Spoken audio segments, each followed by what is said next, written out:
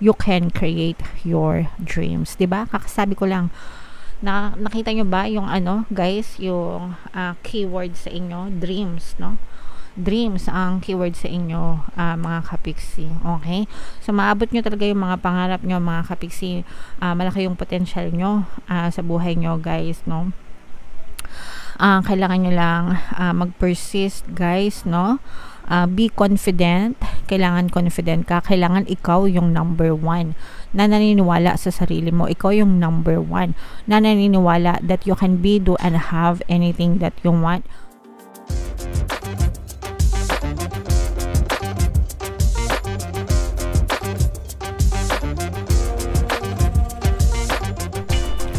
Hello guys, hello Aquarius, welcome back to Pinoy Pixie Tarot.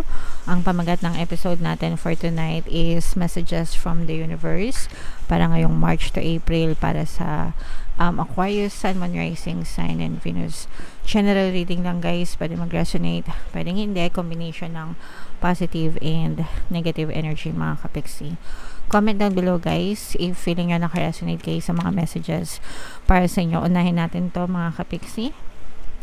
Meron tayong dreams. Wow, believe in your dreams, mga kapiksi. Well, for some of you guys, no, pwedeng nananaginip kasi kayo, baka nagkakaroon kayo ng mga premonition, ganyan.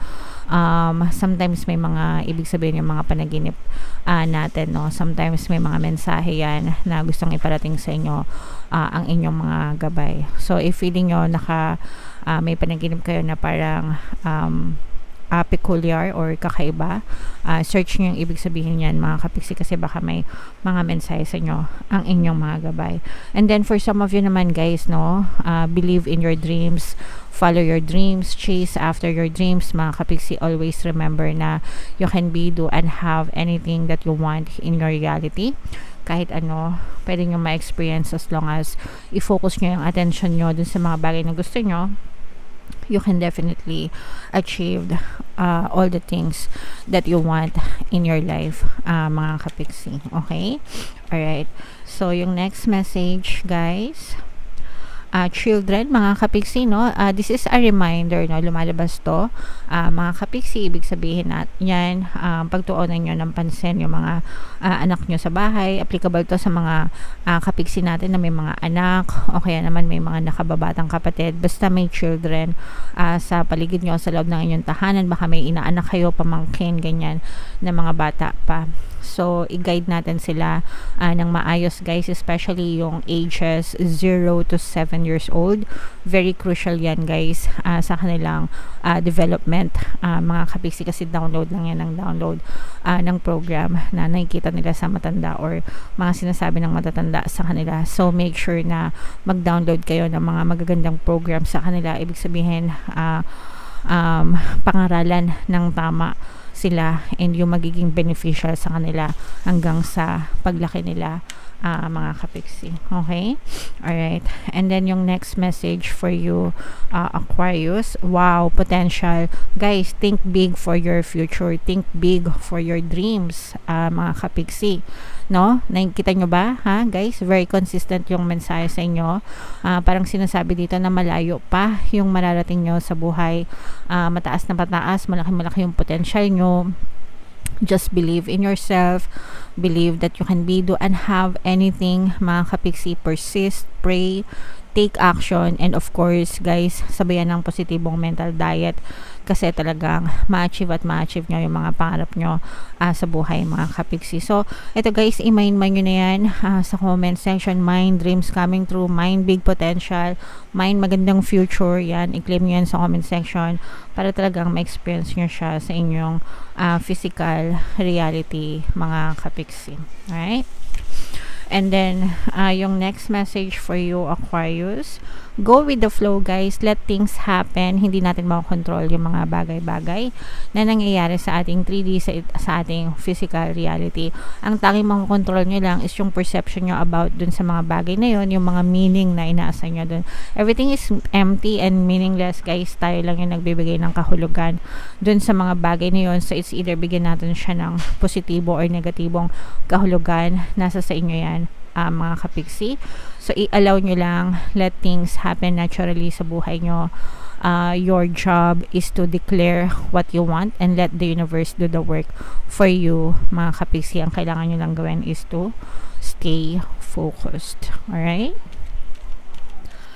And then, yung next message, Aquarius, knowledge, mga kapiksi, seek knowledge. Kung meron kayong mga it's never too late to learn, guys, no?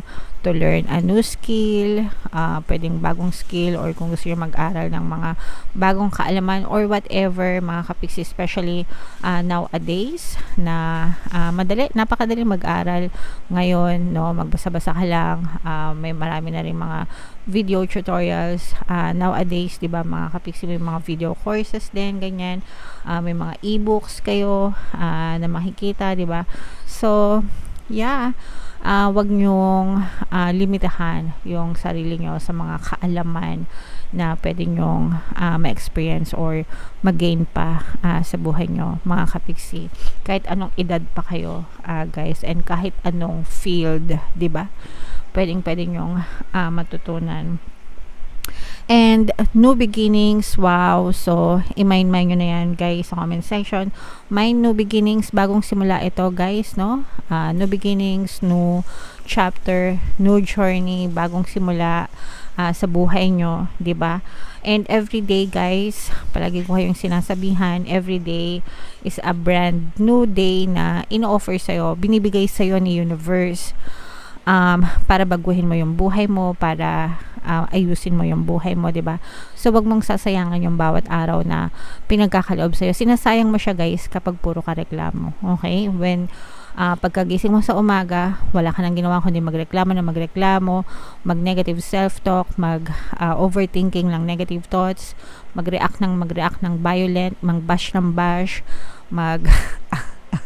mag-hate ng hate, mag-spread ng negativity, you're wasting your day, mga kapiksi. Okay?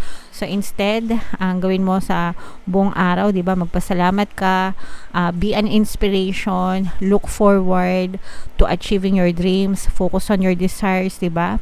Affirm, pray, action, positive mental diet. Kung ganyan nyo in-spend yung buong araw nyo, every day, ma-achieve nyo yung mga goals nyo sa buhay. Okay? Hindi man ngayon, hindi man bukas, hindi man sa isang araw, malay mo next month, malay mo next year, malay mo next 5 years, at least you will get there. Okay? Kasi naman sa magreklamo ka, di ba? Mas lalo kang walang ma-achieve. Okay? Alright. So, comment down below, Aquarius, if feeling nyo nakaresonate kayo dyan. Dito tayo sa additional message for you guys. Shuffle natin to. Habang sinashuffle natin to, panoorin nyo muna yung video natin regarding sa ating paano mag-manifest ng abundance video course. Kapiksi, sawa ka na ba sa mga struggles at hirap sa buhay mo? Masipag ka ba at masikap sa buhay ngunit hindi ka pa rin umaasenso? Ilang beses ka na bang nag-attempt magnegosyo at mag-invest pero palagi ka pa rin nalulugi? Sa pagkakataon na ito ay maaaring may subconscious beliefs ka na nagiging balakid sa iyong pag-unlad at pagyaman. Introducing, paano mag-manifest ng abundance video course. Dito ay matututunan mong ma-overcome ang mga balakid mo para tuluyan ka ng umunlad, umasenso, sumagana, maging matagumpay, successful at maswerte sa iyong kabuhayan, pera, trabaho, negosyo, salapi at kaperahan ng bonggang-bongga. Dali, mag-send na ng email sa pinoypixitaro@gmail.com at simulan na ang iyong pagyaman ngayon. Alright. So, sabay-sabay tayong magpayaman ngayon 2024, mga kapiksi. Mag-avail na kayo ng course, guys. Kasi sobrang ganda talaga niyan. And good news, mga kapiksi, dahil ngayong buwan ng March until March 31, guys, magbibigay ako ng 1 free pampaswerte subliminal sa lahat na mag-avail ng course, mga kapiksi. Kaya mag-avail na kayo. Sobrang ganda talaga niyan, guys. And meron din tayong email coaching, manifest your desires using the law of attraction. If meron kayong mga specific na gusto nyong i-manifest, pwedeng love and relationship, pwedeng money or career, pwede kayong magpabook ng email coaching session with me. Mag-send lang kayo, guys, ng email sa pinoypixitaro@gmail.com. So, ito yung additional na message para sa inyo, guys. We have Black Jaguar, Old Soul. Basahin ko muna, guys. Walk through life with confidence and grace. You have power from beyond the world. Focus on what you really want.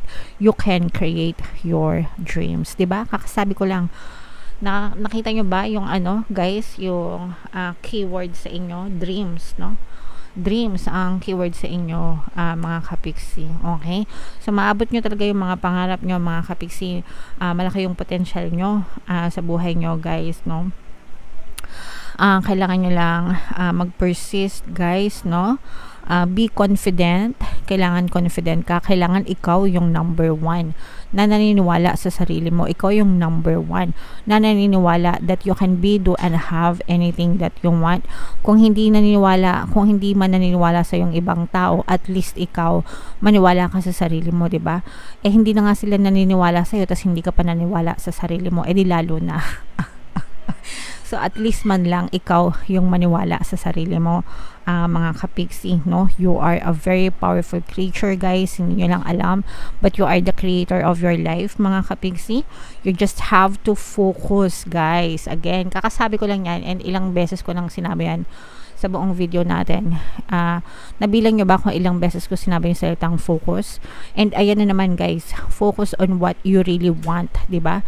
Mag-focus lang kayo kung ano talaga yung desire nyo, mga kapiksi. Sabi ko nga, hindi man yan mangyari ngayon, hindi man bukas, hindi man sa isang linggo, sa isang buwan, malay mo next month, next year, next week, 2 years from now, diba?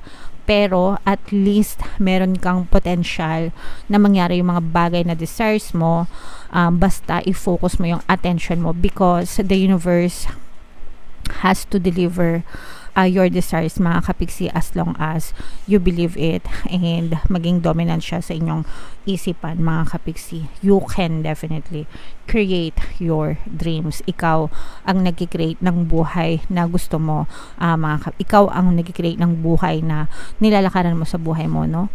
Ikaw yan. It's all you. It's all about your perception. It's all about your paniniwala, mga kapiksi. Whatever you perceive to be true in your life will always be pushed out in your reality. Araw-araw na lang, sa lahat na lang ng videos ko, tuwing may pagkakataon, palagi ko yung sinasabi sa inyo, guys, para maintindihan nyo, no? Kung ano yung pinaniniwalaan mong totoo will always be pushed out in your reality. Mangyayari, mapupush out, ibig sabihin, makikita mo siya sa iyong physical reality. Negative man yung paniniwala mo or positive man yan, according to the law, it will always be pushed out, guys. So make sure na nagtatanim kayo ng mga magagandang belief system sa buhay nyo para maganda din yung ma-push out sa physical reality nyo. Okay? Sana naintindihan nyo, guys. Gustong-gusto ko magbabasa ng ganito kasi gustong-gusto kong makapag-sermon ng mga ganyang kaalaman, mga kapiksi. Alright? So, yeah. Comment down below, guys, if feeling nyo nakaresonate kayo sa mga messages and yung mga pinapamind-mind ko sa inyo, mind new beginnings, mind dreams coming true, mind big potential, ganyan. I-claim nyo yan, i-type nyo sa comment section para sa inyo talaga yan, mga kapiksi. Alright? So, ito yung ating mga pampaswerte subliminal, guys. Pakinggan nyo para talaga maging maswerte kayo. And ito naman yung ating success stories ng paano mag-manifest ng abundance video course. Click here to subscribe, guys, and click here to join our membership program. Thank you for liking, sharing, and subscribing, and see you again next time. I love you all, guys. Have a nice day. Bye-bye.